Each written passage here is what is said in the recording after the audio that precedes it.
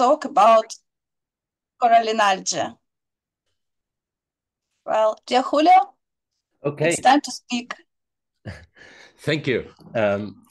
Thank you very much, Natalia. And for me, it's a pleasure to give this talk and to approach to other researchers that probably are less familiar with the coralline algae, the group I used to work on.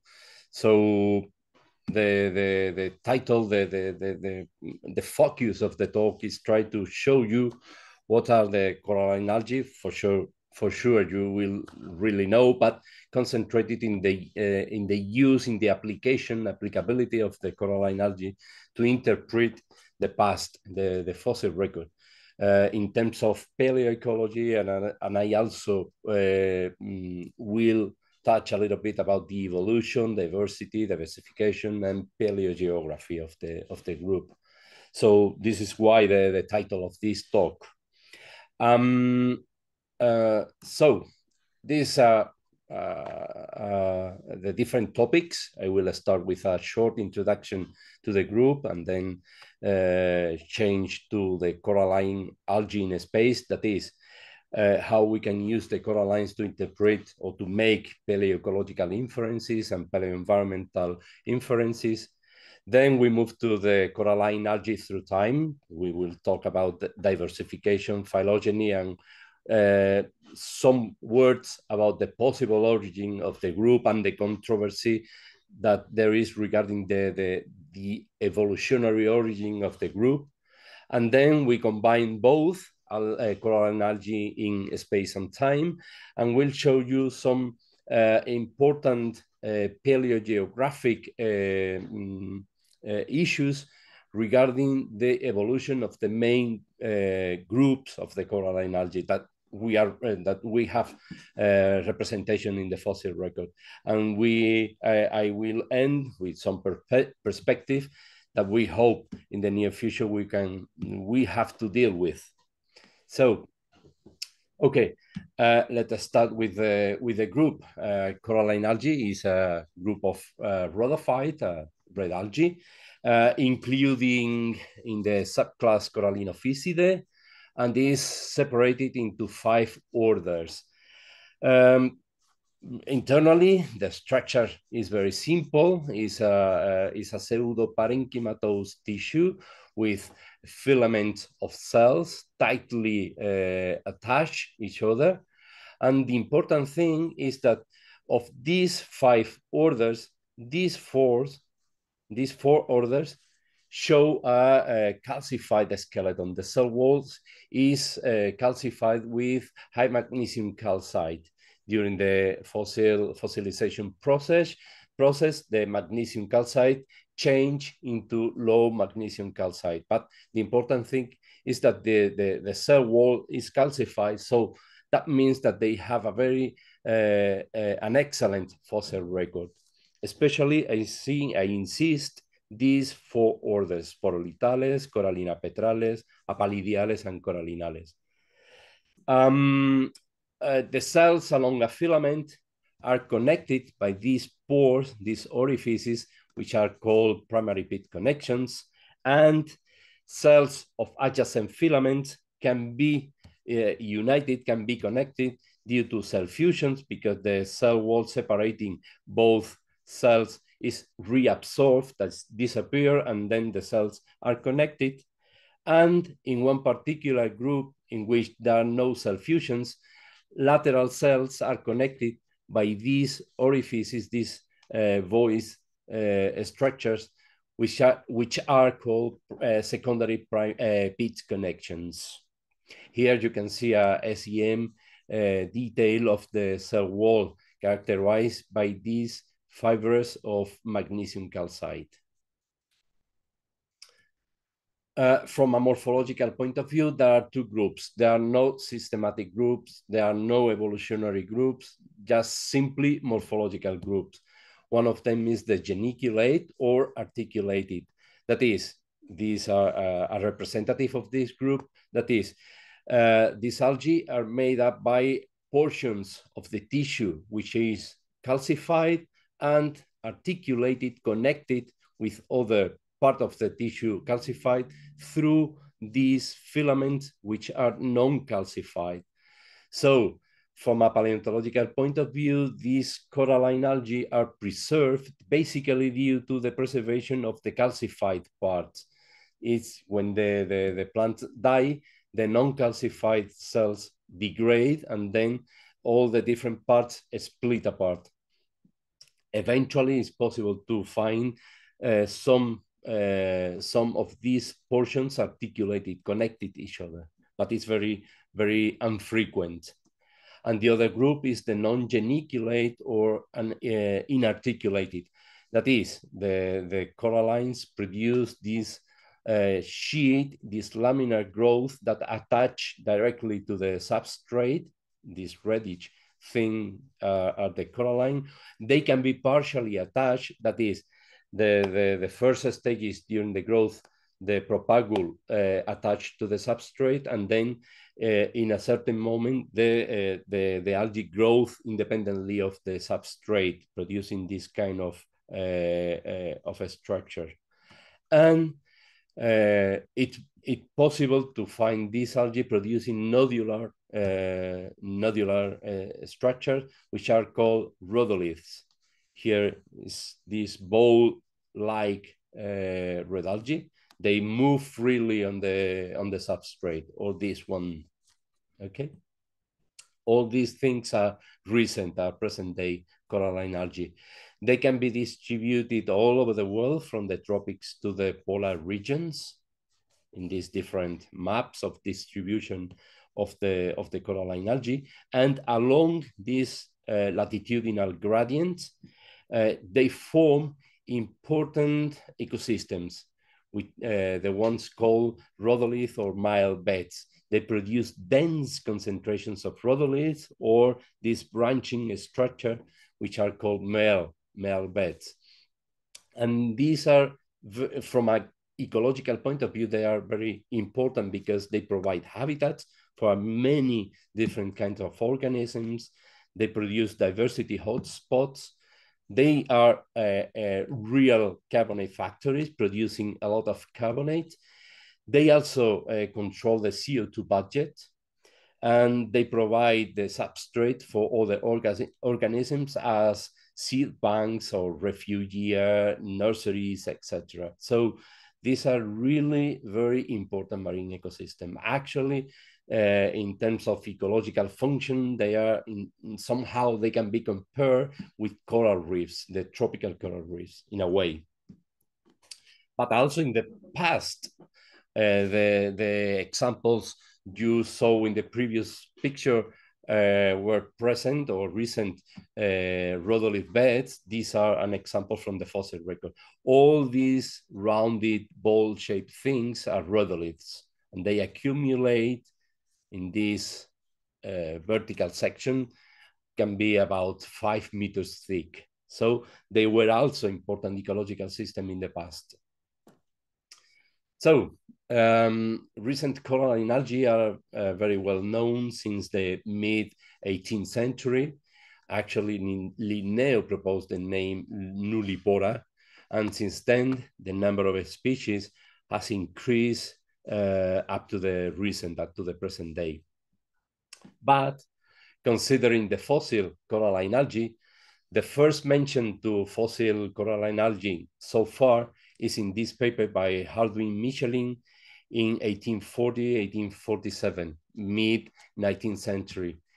This is a paper dealing with fossil corals from France. But in this publication, this author defined these 5 species of nullipora. Of these species, this one, Nullipora mammilifera, is actually a coral, but these 4 things are actually coralline algae. So this is the first mention so far to fossil coralline. Actually, these fossil coralline are at this moment are preserved in the Natural Museum of Paris. These are the types of the different nullipora species. Now they are not nullipora anymore. They change. The taxonomy has changed, obviously, no? But you can see the type material in the Natural History Museum of Paris. Then after this publication in the second half and by the end of the 19th century, the publications dealing with fossil coralline started to increase. Actually, we look at this diagram here from the 19th century up to the 70s or 60s, the number of species increased gradually up to a maximum of 129 species described in this decade. And most of the papers published in this long time period are dedicated to taxonomy, right? In the 70s, the situation changed. If you see, there is a big downward jump in the number of species described because people started to focus on all the different things apart from the taxonomy. People start to realize that coralline algae, and especially rhodoliths, could be important for paleoecological inferences, paleoecological interpretations. So authors dedicated or focused more on the paleoecological importance of the coralline algae, but not on the taxonomy, right? So if we move now to the value of the meaning of the coralline algae as sediment producers, people in the 70s, at the beginning of the 70s of the past century, realized, understood that coralline algae and especially rhodoliths could be used for paleoecological interpretations, as I said, but also they realized that they are actually sediment producers. They can be accumulated in such large amounts that produce rocks. These type of rocks were called rhodalgal facies or rhodalgal lithophases, right? These are some examples of rhodoliths, fossil rhodoliths. This is an isolated rhodolith. This is a dense accumulation of rhodoliths from Pliocene. This is from early Miocene. This is from Oligocene, and this is from the late Miocene. All these whitish things here in the section are rhodoliths. So, which is the starting point in this new focus on coralline, this paper? The one by Bossellini and Ginsburg, published in 1971. Here, these two authors studied the recent algal nodules from Bermuda. But they realized that depending on the morphology of the rhodoliths, they could infer different environmental conditions. That is, they found different rhodoliths with different shapes in particular sub-environments, let's say in a channel, in a levee, and so on. So they realized that the shape of the rhodolith could have a paleo-environmental meaning. So this is the critical paper, the first paper focusing or highlighting the importance of the rhodolith in this new topic, right? So you can see here different shape of rhodolith and which is the physical or mechanical behavior and other characteristics. Later on, Dan Bossens in 1976, published in the late 70s, published a series of papers, and he proposed to analyze the shape of the rhodolith with this triangular diagram, in which what we need actually is the length of the three axes of the rhodolith, and then represent here. And we have extreme morphology, ellipsoidal, spheroidal, or discoidal.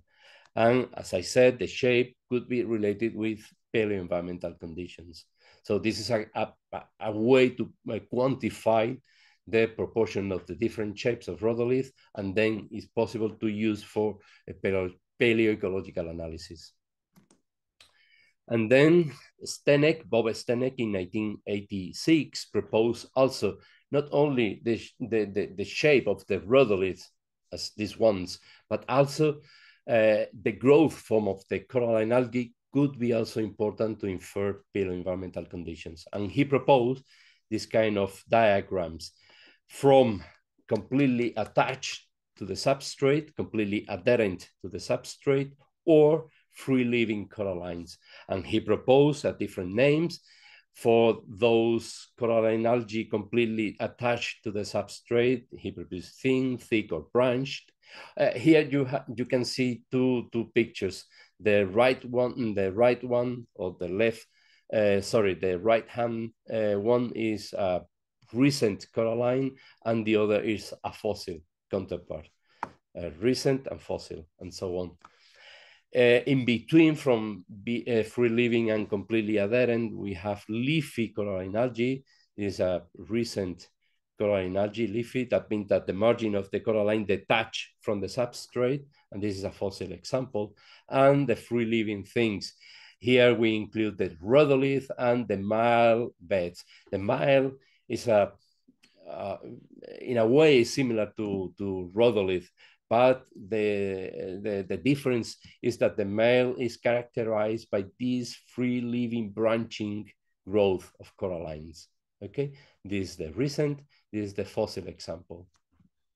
So we see a shape of the rhodolith, growth form of the algae, but also people realize that looking at the internal structure, the internal morphology of the coralline algae is how they grow in the internal part of the rhodolith is also important to infer paleoenvironmental conditions, the inner arrangement of the coralline algae. So we can produce laminar thalli, encrusting thalli, warty thalli with these protuberances, short protuberances or large protuberances, fruticose or branching growth forms.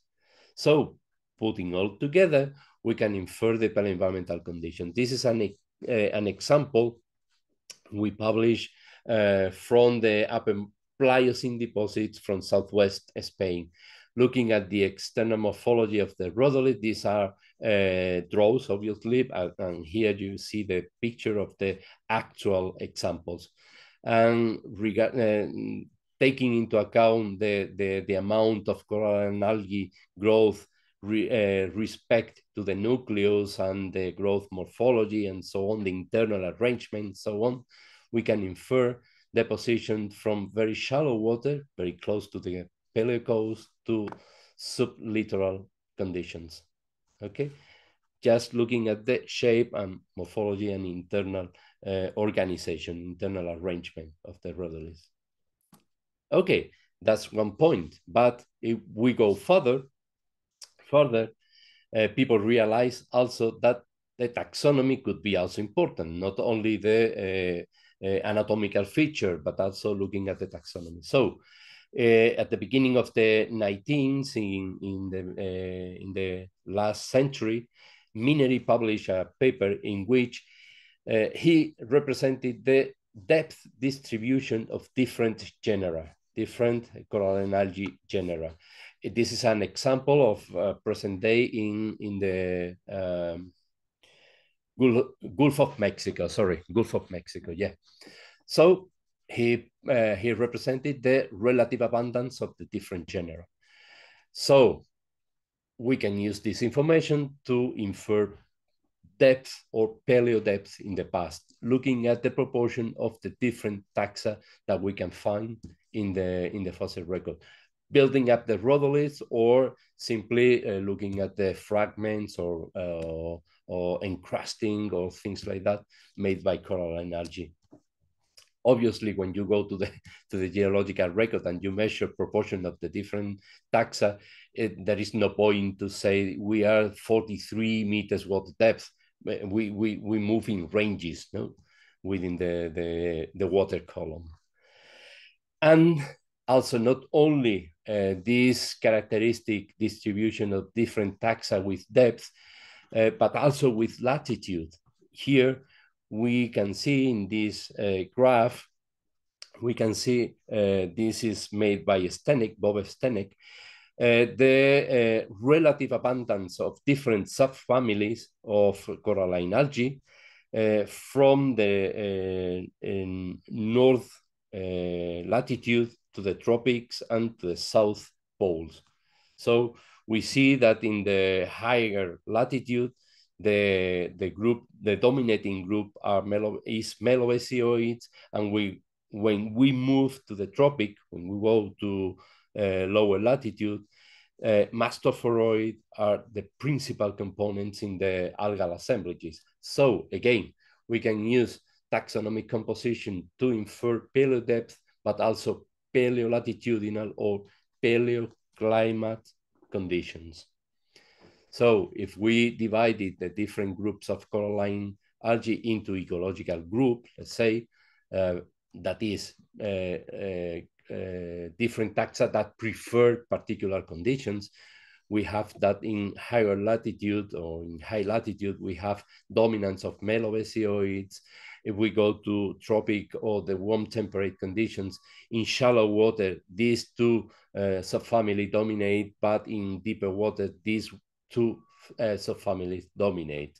So if we do a study calculating or analyzing the relative proportion of the different groups, it's possible to infer how the paleoclimatic conditions change through time. This is an example we published in 2001 in a study in which we analyzed the coralline algae assemblages in different basins, late Miocene and Pliocene deposit in different basins in South Spain. So analyzing the whole assemblage, we can infer this paleolatitudinal evolution through time.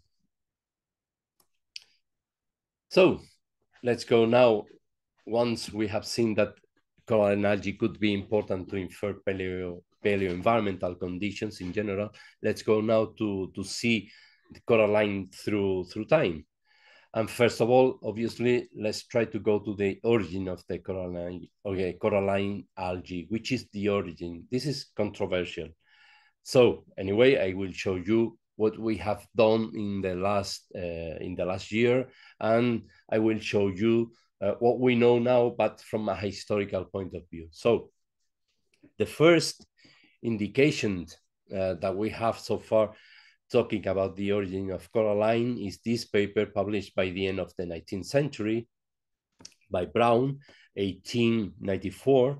And here he proposed in these two papers, he proposed that coralline algae could be phylogenetically related with Solenopora, with another algae.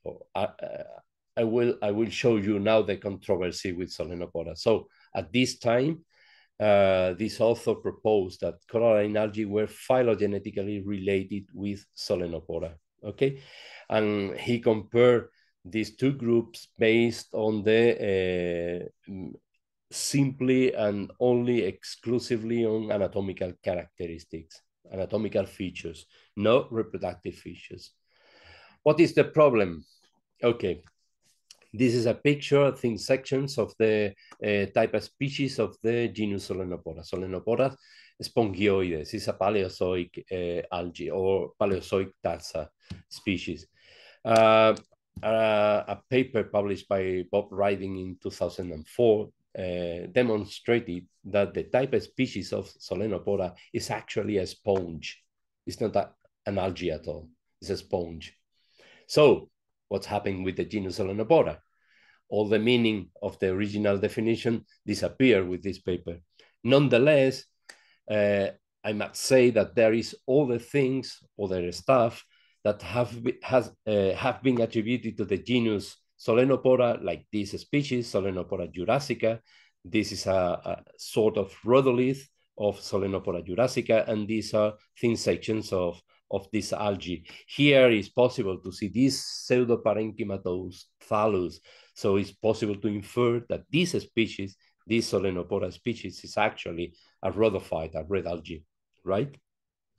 Looking at these thin sections. The problem, which is the problem now? Okay, some things attributed to Solenopora could be algae, some other things could be sponges, but the ones that could be algae, they don't have reproductive structures.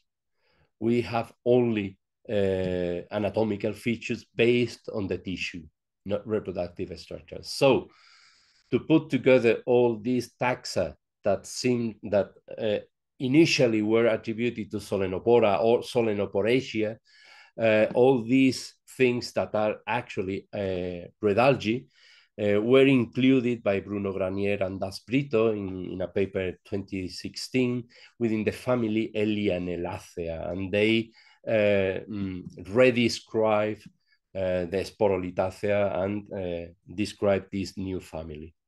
But I insist, all the taxa included in this family show pseudoparenchymatous thallus, but they haven't any reproductive structure at all. Other authors consider that the origin of the coralline algae could be in this species. This is a Carboniferous Permian species, Archaeolithophyllum missouriensis. Sorry, it's a little bit complicated. Archaeolithophyllum from Missouri. It was described by Johnson in 1956, and you can see here how is it this species is again a pseudoparenchymatous thallus, but the cellular organization is completely different to the ones that we observe in the present day corallines, okay? And at the very beginning, these void cavities were interpreted as possible reproductive structures similar to the conceptacles of the recent coralline algae, which are the reproductive structure of the recent coralline algae, but they are only cavities. They are not. The people have demonstrated that these are not conceptacles at all. They can be other things. We don't know actually what they are. Anyway, during the Paleozoic, again, as we have seen in Solenopora during the Paleozoic, there are different taxa, different genera, different genus, sorry, that show similar pseudoparenchymatous organization, but without reproductive structure. So this author, Pedro Pozar and Bachar, in 2003, included all these Paleozoic organisms in a new family, Archaeolithophyllaceae, but not really connected, phylogenetically connected with the corallines. But not only Elianelacea or Archaeolithophyllaceae, there are other authors that even in Precambrian deposits found these organisms that show obviously a pseudoparenchymatous organization, but these taxa Talophica or Paramethia are fully uncalcified. They are fully organic material. No calcification of the cell wall, so it's difficult to attribute these taxa as a possible coralline algae. Originally, the authors decided that these two taxa, Talophica and Paramethia, could be coralline algae. Now, what we now think is that these two taxa could be part of the stem group of the recent or present day coralline algae, which are the crown group. There are the Paleozoic things like Alicis moliniforme, sorry, these things. This is a very controversial organism. These authors attributed or say that could be red algae. Other authors say these are completely different organisms. Here is a picture. There is another one, Graticula gotlandica. This is an Ordovician Silurian red algae.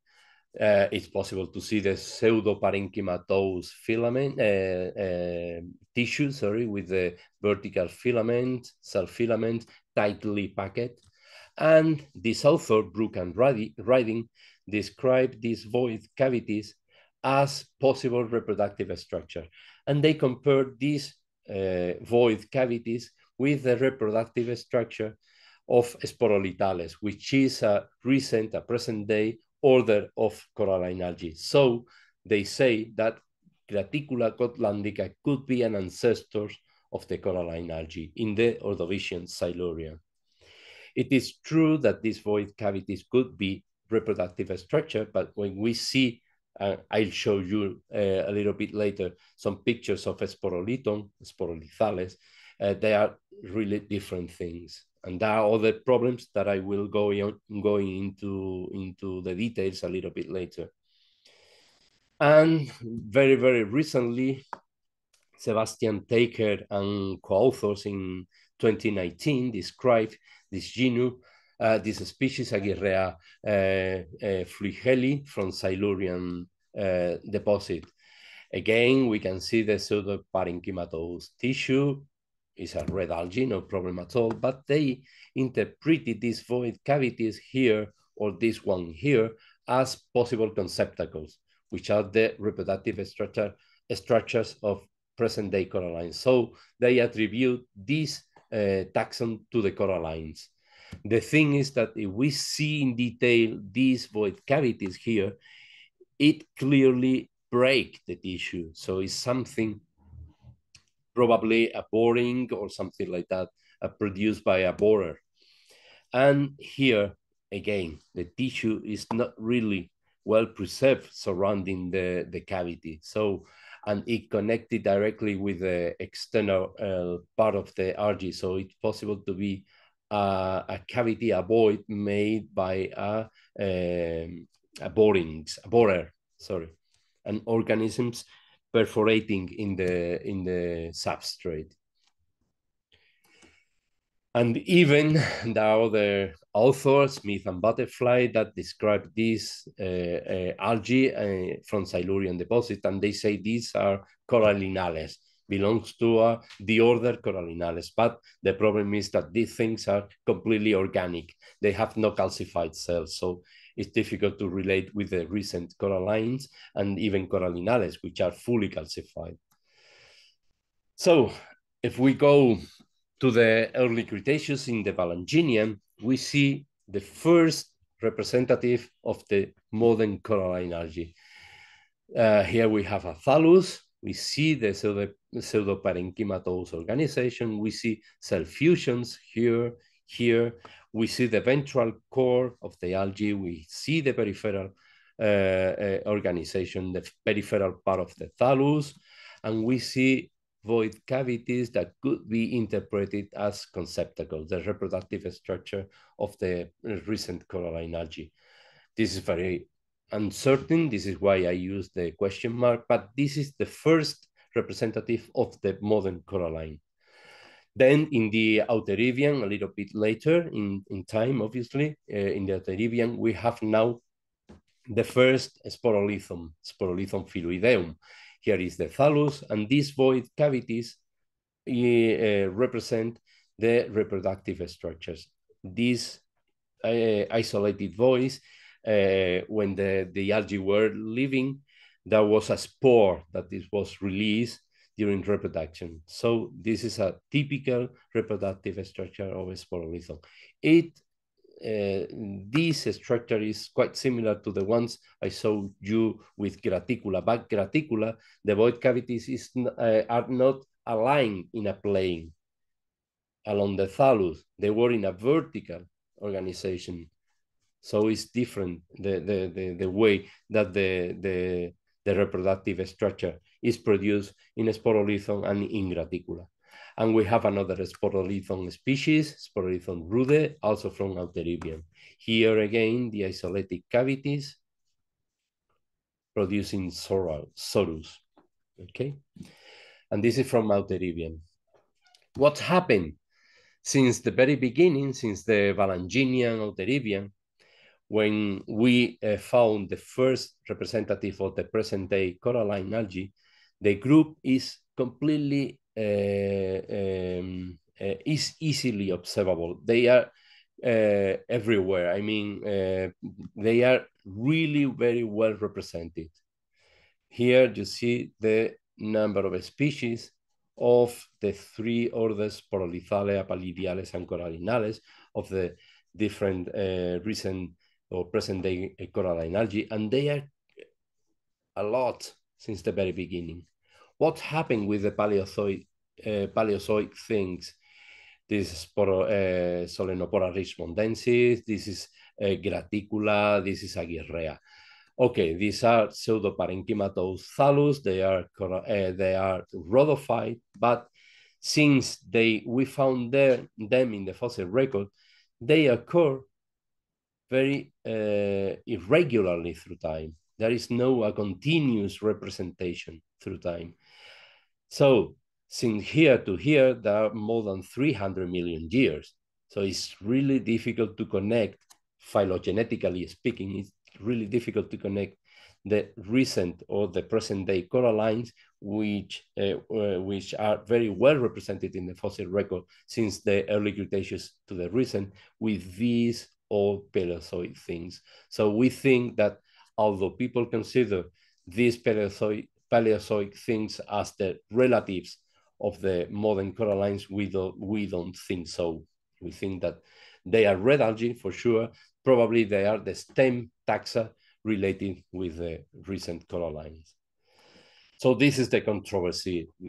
Going to the paleodiversification history of the coralline algae, the first attempt to produce how the group diversified through time were made by Bob Stenek in 1983 and 1985. Sorry, he published several papers in which he represented the taxonomic abundance of the red algae, of the coralline algae, starting in the Mesozoic up to the recent. He proposed that the evolution of this group was controlled or was related with the herbivores that feed on coralline algae. So he proposed a kind of macroevolutionary escalation to explain the diversification pattern of coralline algae. The problem is that this is the first attempt. It was 1983, and Bob Stenek, rely on a very few papers. I mean, in a relatively small database. We compile a larger database, more than 200 papers, sorry, and we compile more than 600 species through time, and we produce in 2000 this paper dealing with the diversification pattern of the coralline algae. We see, since the early Cretaceous, an increase in the number of species up to a peak in the early middle Miocene, and then a decline to the recent. This is a representation of the raw data. This is the representation of rarified data. So we see this decline is not so high as here, no? But we see the increase and the slight decline through time. And going to the phylogeny, we have diversification history. We have some ideas about the phylogenetic and the origin of the coralline algae, but what about phylogeny? These are more recent or very new concept, but Madame Lemoine, at the very beginning of the 20th century, in 1911, published a paper proposing this kind of phylogenetic tree, in which she proposed that the different coralline algae algal genera were connected with the Paleozoic and Jurassic Solenopora. And she produced this kind of phylogenetic tree. A little bit later, Ichijima in 1936 proposed this one again, the recent coralline algae connected with the Paleozoic and Jurassic Solenopora, quite similar to the one produced by Lemoine. Maslow and Johnson, by the mid-century, 20th century, produced these phylogenetic trees, and a little bit later, or this one produced by McIntyre in 1973 and Poignant in 1979. All these phylogenetic trees are attempt to integrate all the information that were known at these ages, okay, and try to connect the coralline algae with somehow with an ancestor. The problem is that all these phylogenies were actually based on morphological characters without any evolutionary meaning, and including homoplasies, presence or absence of genicula, type of cells, cell dimension, things like that. In some cases, the reproductive structures are not included in the phylogenetic analysis, right? And even in some cases, like this one produced by Ade and McIntyre, they are producing a polyphyletic tree. They infer different clade within the coralline algae with no connection in the past.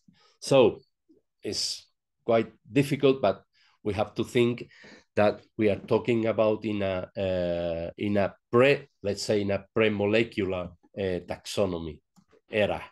When we start with the molecular era, let's say, in a way, we produce the first time tree of coralline algae. We reproduce the phylogeny and the phylogenetic tree based on Harvey et al. Data in a paper published in 2003. And we use molecular clocks to try to date the different nodes in the phylogeny. And we connect all these nodes with the geological time scale.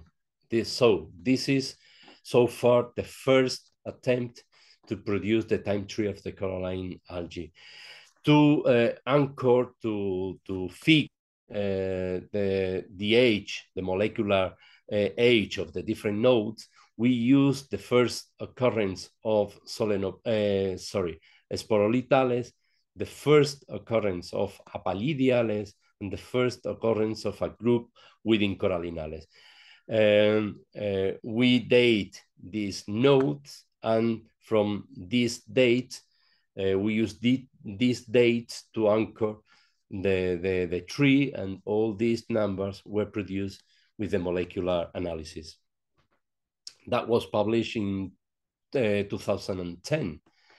Obviously, molecular taxonomy and molecular phylogenies increase, and a little bit later in 2015, Wendy Nelson and collaborators produced this is a new phylogeny of Corallinophysidae, and actually they include a new genera within the tree, which was absent in the previous trees. It was discovered by the beginning of actually it was published in this paper in 2015.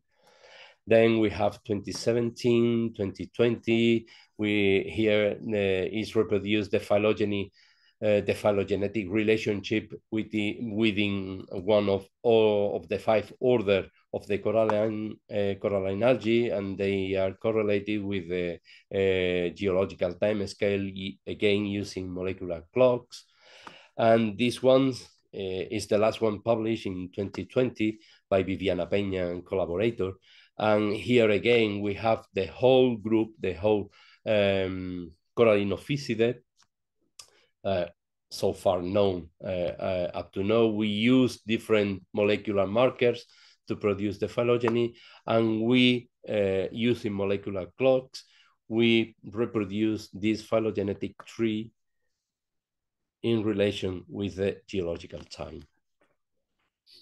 The last published so far phylogeny is 2021, but in this case, we have only the taxonomic organization, let's say, or framework of the coralline, the recent coralline algae. Here we have the 5 orders, well differentiated in these molecular trees.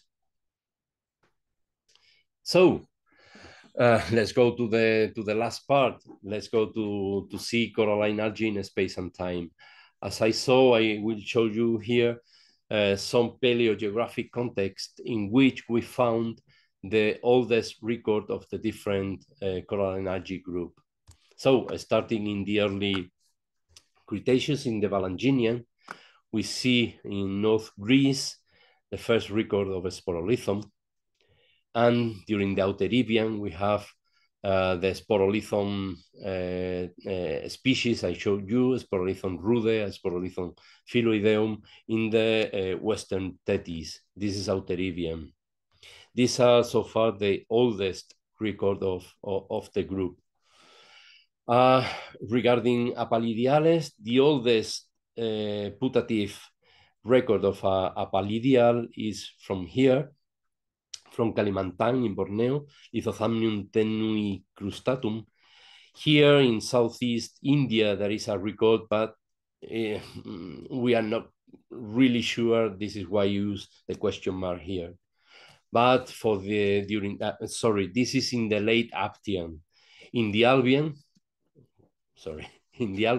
we have a true record of Lithothamnium angolense and Lithothamnium sp from different parts of the world in Southeast India and along the South Atlantic Ocean in Brazil and in Angola.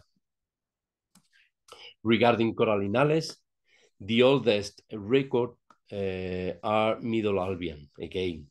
Here in Central and Western Tethys, we have recorded these different subfamilies, representatives of these different subfamilies. There, in some cases, they are difficult to say, but we are more or less sure about these records. And for a particular subfamily of the Corallinales, the oldest record is latest Maastrichtian, and the distribution is obviously central Paratethys and northeast Atlantic.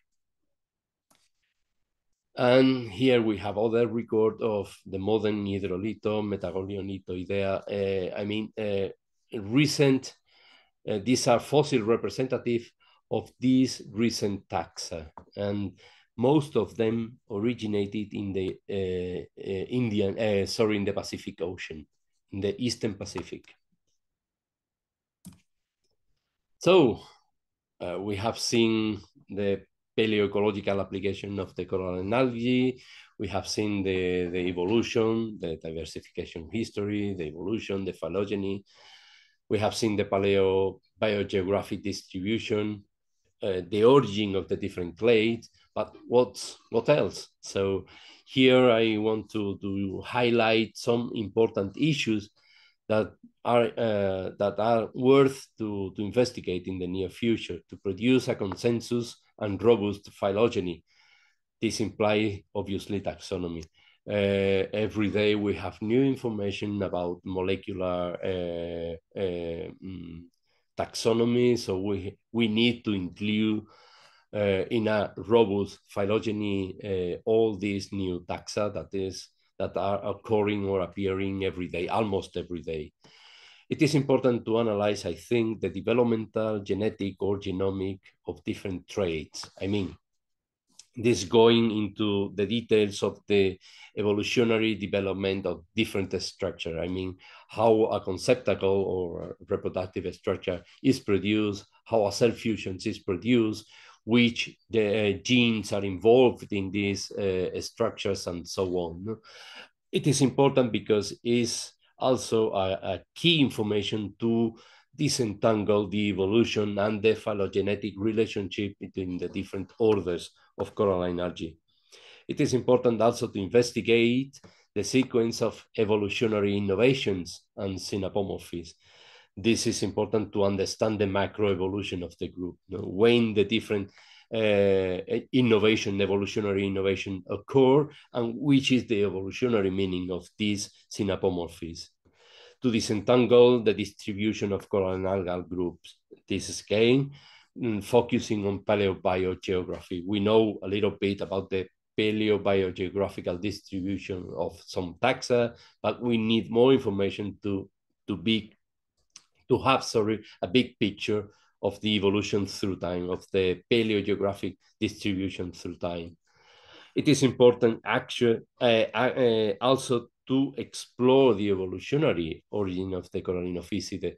I showed you some hypotheses, some old hypotheses, but the truth is that we have no idea about which is the immediate common ancestor.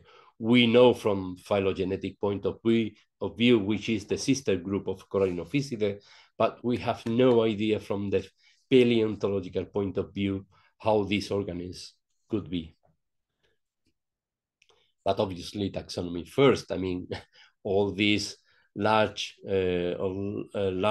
term ideas need, of course, a good taxonomy. We need to reconcile the molecular taxonomy with the morphological taxonomy. Why? Because when you look at a fossil, this is obvious. We play only with morphology. We have no DNA at all.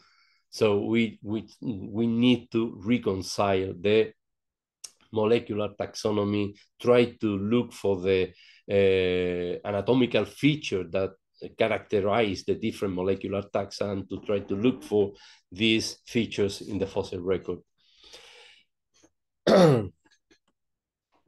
And like a kind of a big idea to combine neontology and paleontology to figure out the evolutionary history of an extraordinarily well-represented group of macrophytes, both in recent and in fossil and in the geological past, is obviously needed to put everything together and to get the large picture, the large evolutionary picture of the group. So that's all. Thank you very much for your attention, and I'm open to your questions. Thank you. Thank you, Julio, for such an interesting lecture. And now the time for questions, and you may just raise your hand and I'll give you the word, or if you prefer, write your question in the chat. Well, and meantime, I'll be the first with the question, and perhaps with a story, how we met with Julio, each other. Sorry? I'd like to tell everybody a story, how we met with you. Ah, okay. That's funny. Yeah. There was a letter from a fan of paleontology sent to our paleontological museum. This amateur paleontologist asked us that he thought he found a fossil. He thought that it was a red algae, and he wanted us to prove or disprove this determination. And we in our lab, we were paleobotanists, not algologists. We evaluated the photo and thought that perhaps it's not a fossil at all. But we were not completely sure. We wanted to find the opinion of a specialist on this group. And so I was Googled and finally found only Julio who answered me. And he confirmed our conclusion that it was a mineralization, not a fossil, not an algae. But that was how we met.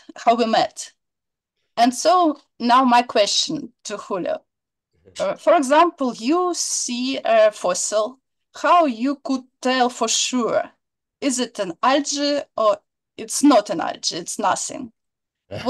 What are your criteria? Good question. I mean, when you are a specialist and when you work with the group, sometimes it's very simple, sometimes it's not.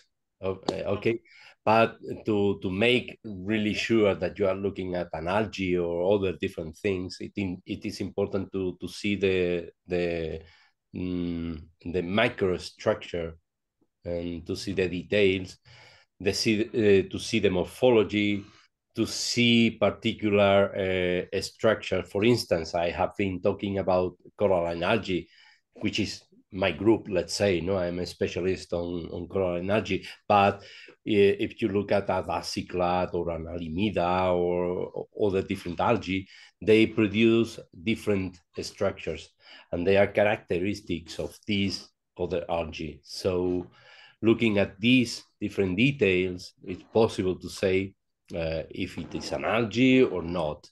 In the case of your amateur colleague, it was very obvious that it was a straight thing and filled up with crystal things, let's say, not mineral thing. So for me, it was simply calcite growing in a crack, in a fracture. So you see the general morphology. If it's possible to see internal structures and so on, it's possible to see or to say this is a fossil algae or not. Other times it's impossible. I have seen things and people say, "Oh, Julio, this is a red algae. This is a rhodolith," and you look at it seems to be a rhodolith, but at the end you cannot be sure at all unless you make a thin section. If you make a thin section, obviously you see all the tissue features. You can see conceptacles, which are the reproductive structures, and so on, so on. But from visu, sometimes it's quite tricky. Thank you. Thank you. And we have several comments in the chat from Maria Grumpu. Thank you very much. It's very interesting. From Svetlana Polevova. Thank you. Impressive. New area for me. From Evgeny Karasov. Thank you for their interesting talk. And from Joseph Sanyan. Thank you very much, Julio. Very interesting indeed. And Gitan Gwinar, did you try 3-dimensional reconstructions instead of sections, and is it of interest? Yeah, it's possible. We usually work within sections, so we usually think see to the sections, but it's possible to make CT scans, for instance, and you can get an idea how the whole structure is inside, and you can use this as a non-destructive method.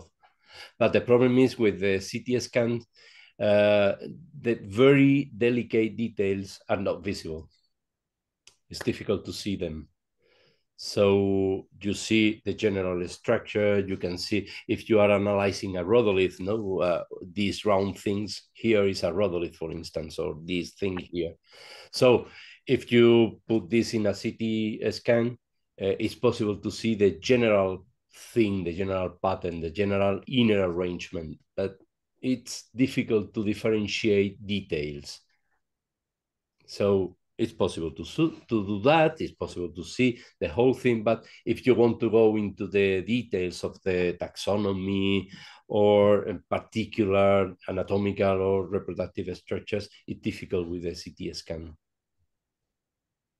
Well, and in addition to this question, also from Gitan, are there only mineralized material in fossils, or is it partly still organic? It's possible to find organic fossils. I show you some examples from Paleozoic.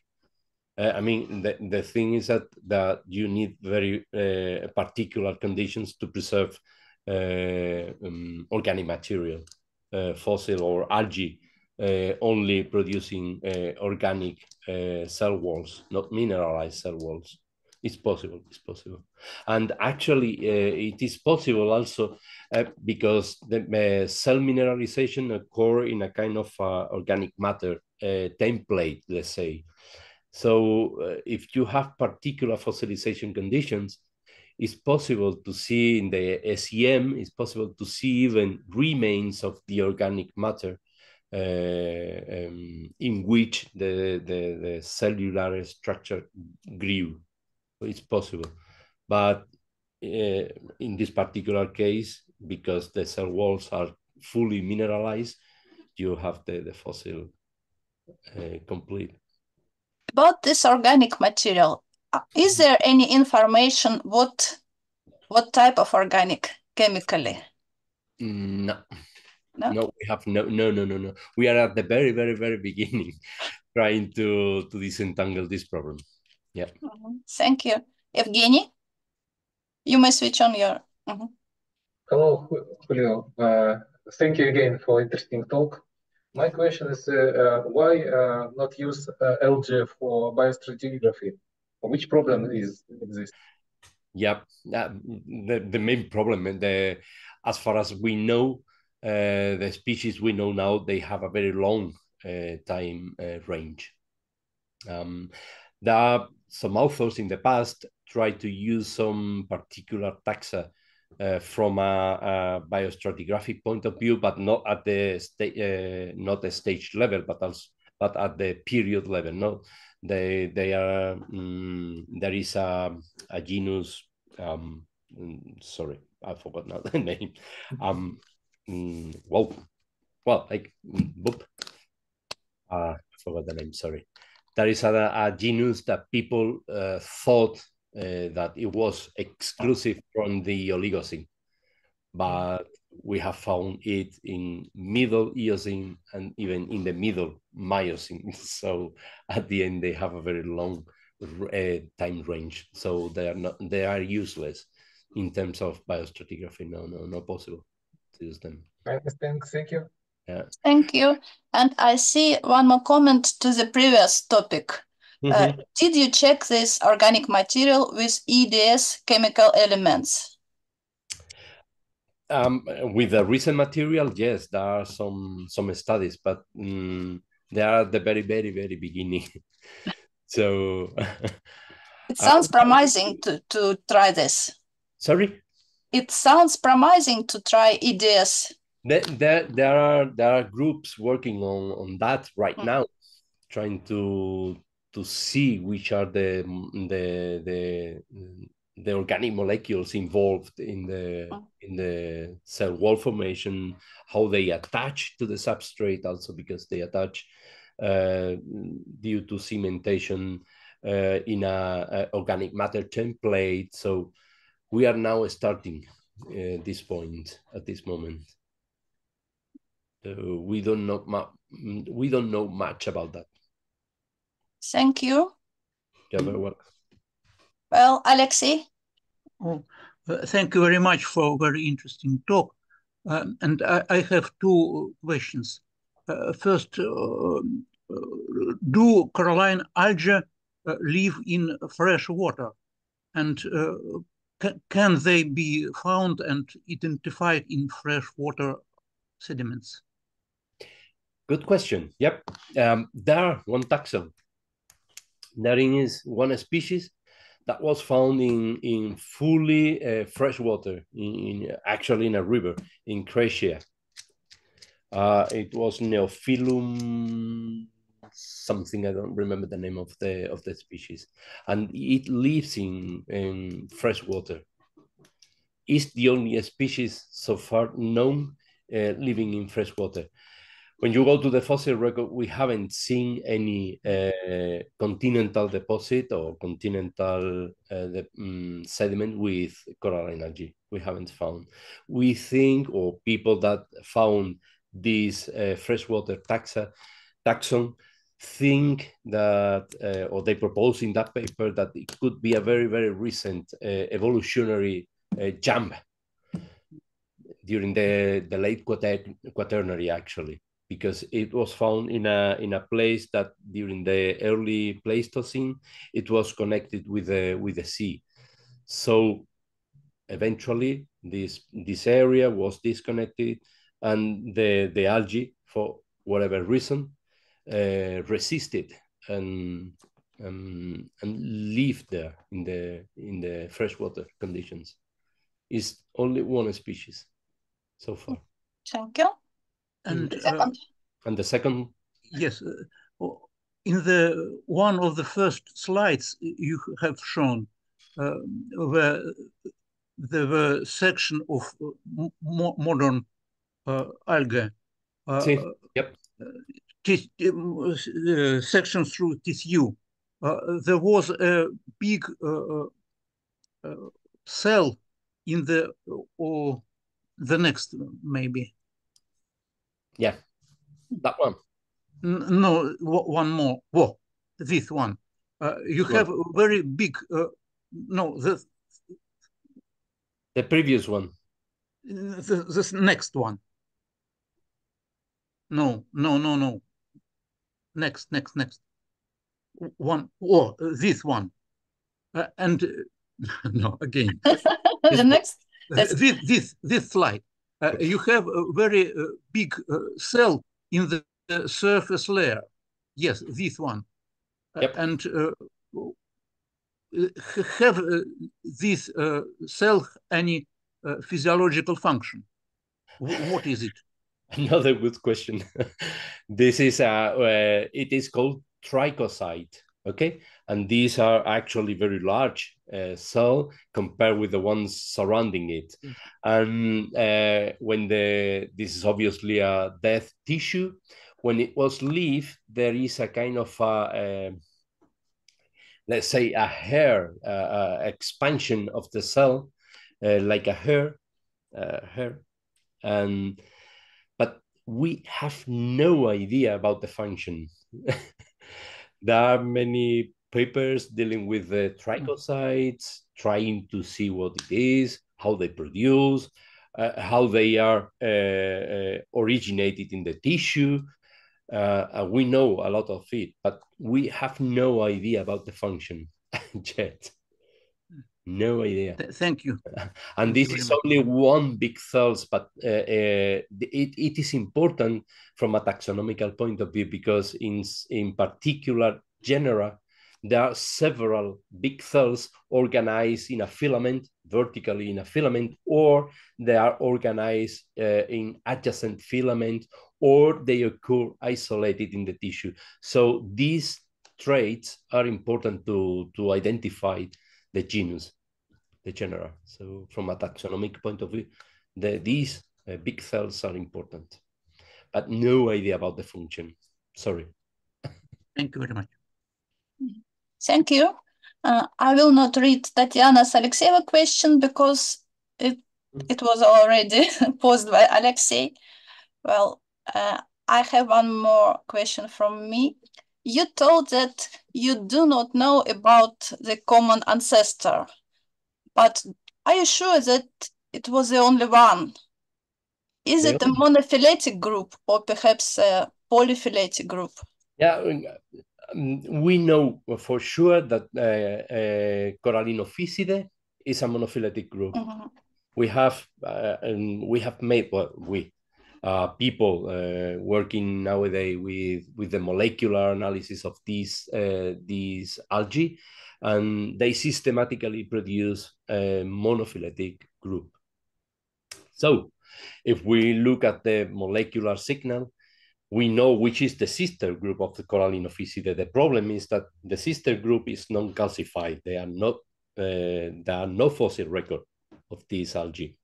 So when we go to the origin of the group, it's difficult to say which representative in the fossil record could be connected, the ancestor, the direct ancestor, or the organisms that share an ancestor with the modern corallines.